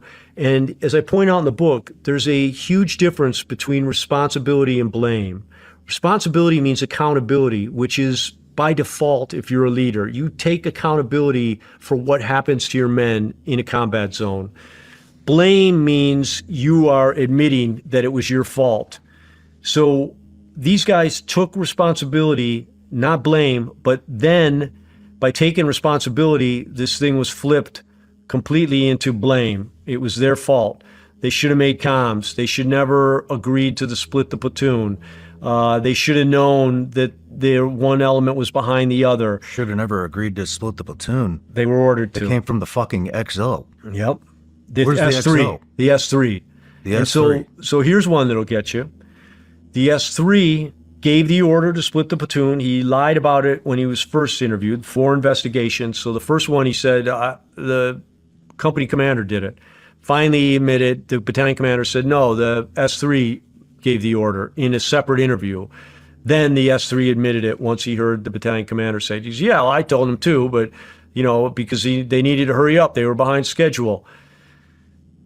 That guy was a major at the time. He just got promoted to 4-star general. What's his fucking name? I can't remember right now, but I'll get it for you. But he's a 4-star general. Of course he is. And he's probably...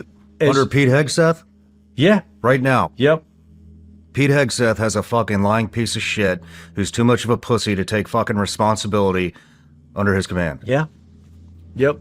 Scapegoats the guys. And I wish you knew this fucker's name. Yeah, I'll remember. 4-star fucking general. I'll remember. A 4-star fucking general with an Hodne. integrity problem. Hodne. Who's probably going to wind up being the Secretary of War sometime. Yeah. Well, not. What's his name? Hodne. General Hodne. Yep. Yeah, so...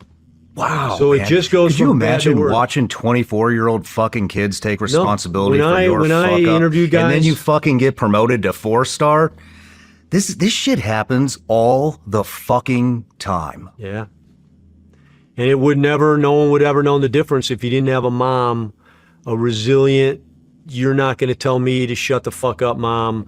One of the things she told me in the beginning was, everyone, that people won't talk to me. People hang up the phone on me now in DOD and whatnot. And she said, if the roles were reversed and if I was the one killed, Pat would never give up till he found the truth. And so I'm going to do the same thing. And she did. And, I write a letter to her at the end of this book of what an amazing mom she is. And, I say, as a son of an amazing mom myself, I know Pat would be incredibly proud of you to know how you fought, how you never took no for an answer. You kept at it. You somehow found me, contacted me, were able to work and figure this whole thing out. And, she got some closure out of it, but it doesn't. So, we're running short on time, but a couple of points I want to hit. Now, Pete Blaber is a Delta Force operator. This dude is one of the baddest dudes on the planet. He's been everywhere. all the worst fighting conditions that our boys have been fighting in, Pete Blaber has been there. He's a stand-up dude. Shawn Ryan is a Navy SEAL, and he's seen tons of crap. And one of the reasons why he got out is what they call toxic leadership. Now, Mary Tillman asked Pete Blaber, like she didn't know him from Adam, but she had heard about him, and she knew that like some of the things that happened. God, I can't. I'm trying to remember. There were several incidents where he came out. The Army had their version of things, and he came out and he was like, "Well, that's BS," and laid out the actual versions. So she got in contact with him. I don't know how. I think it was divine intervention, but she asked him to review 3,500 pages of documents.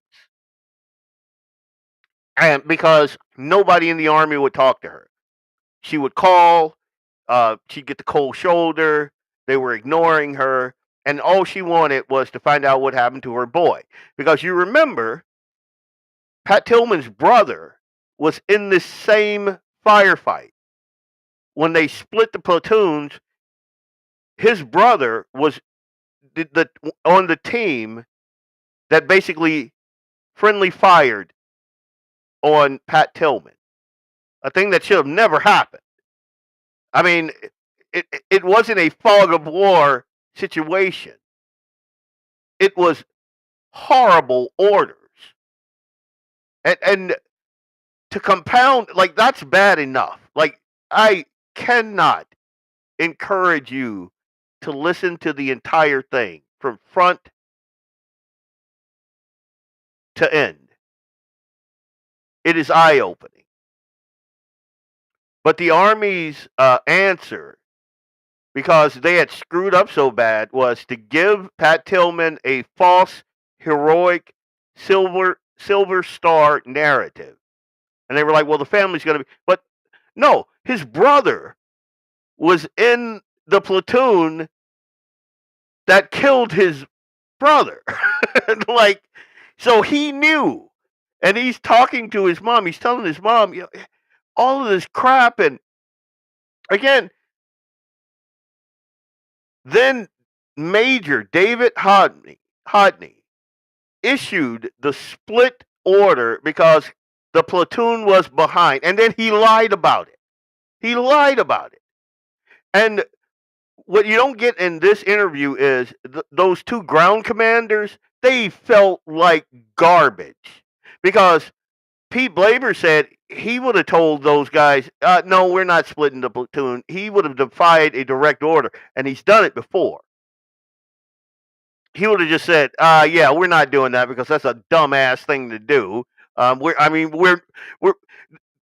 got to understand, they're not playing paintball, you know, down at the local paintball arena or whatever. They are in a fight for their lives.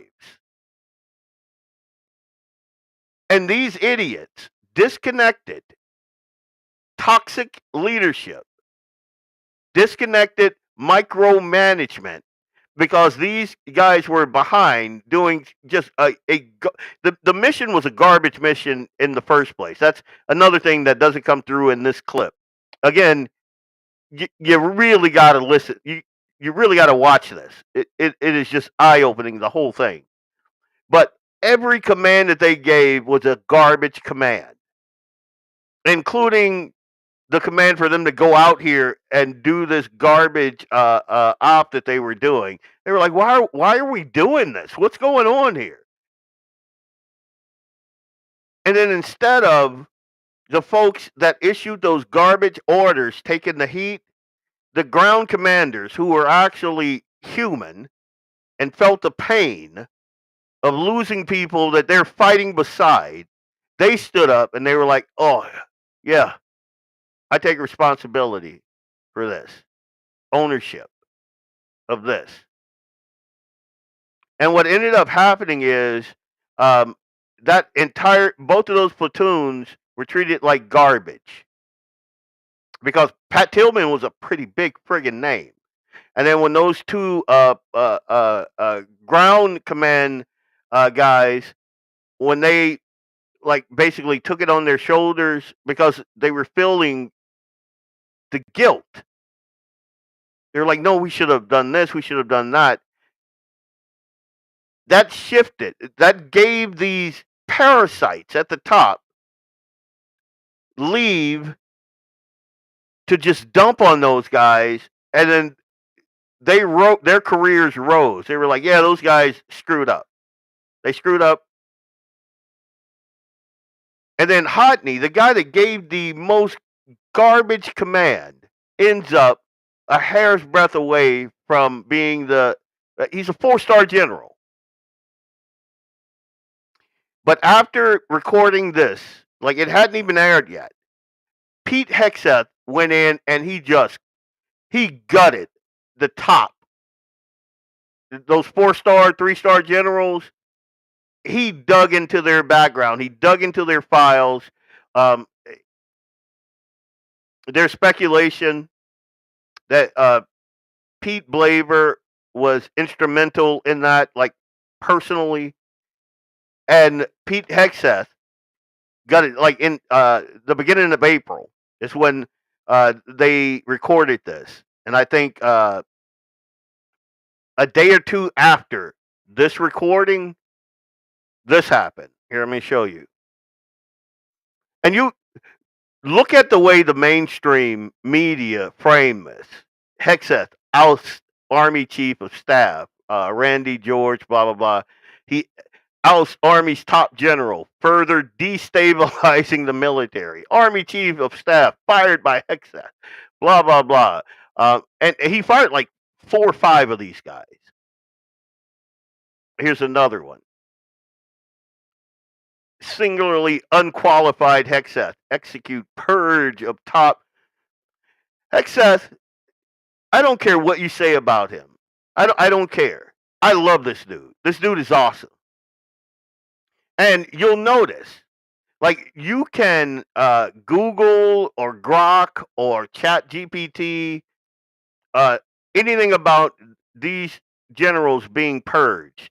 You'll never hear this story or why it was done. Because believe it or not, Pete Hegseth loves the military. That's his whole thing is building this rebuilding this war fighting machine that is second to none on the planet. And while guys like me would have frog marched their asses out with tar and feathers, I think Hegseth did it the right way. I do. I do think that these guys need to be court-martialed, though. I mean, they lied. They caused people to die. The PTSD suffered by this group of guys is unimaginable. A couple of them committed suicide. Imagine Tillman's brother, who was in the convoy that killed him. He has no idea whether or not his bullets struck his own brother. And they should never have even been in the position to do that. One of the things that that Blaber and Shawn Ryan talked about was the lies and the lack of accountability. Like, I mean, you heard Shawn. He's PO'd. And he says multiple times during this whole interview, one, the reason he got out of the SEALs is because of things like this. The disconnected careerism, micromanagement, pride, and cover-up of FUBARs. And I think that guys like this talking about these things is refreshing because without that, you get all of the conspiracy theories. Like I've heard, do you know how many conspiracy theories I've heard about Pat Tillman? Like it's unbelievable. And again, watch the episode. Even if you just watch this portion, like the entire, I think it's probably about 30 minutes long, and he goes through from the time they got the command, what they were doing, why they were there, all of that. He goes through the entire thing, so you understand it, and then you're like, oh. And so when you have that type of clarity, then all the conspiracy theories go away. They're done. It's just, to me, I congratulate, I applaud Pete Hegseth for firing this POS, for seeing him for who he was. And hopefully, and it seems like they are, hopefully, Hegseth can turn our military around, because it's been gutted. They've been recruiting garbage people. And I firmly stand by the statement that our military is second to none. Not just second to none. Like, they're the baddest dudes on the planet. When you give them a mission and point them that way, they're unstoppable. They're fearless. And like he said, these aren't like older guys. These are like 20, like he when he was talking about those ground commanders, I think he said the oldest one was like 24 years old. And they're broken. They're broken. And it wasn't even their fault. They took responsibility for all that pain. They took responsibility for their part in the FUBAR. Nobody at the top did. Nobody.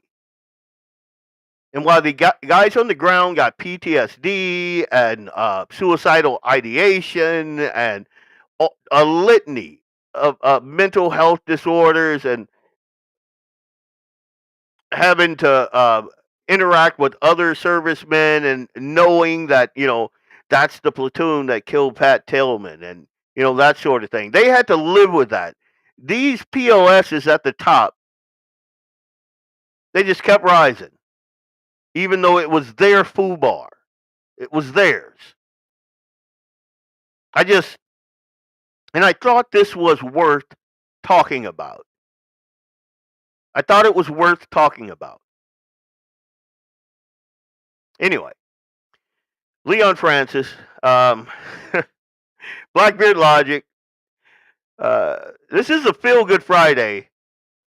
I mean, it is. And I think the right thing happened here and again, not for fanfare. You'll notice.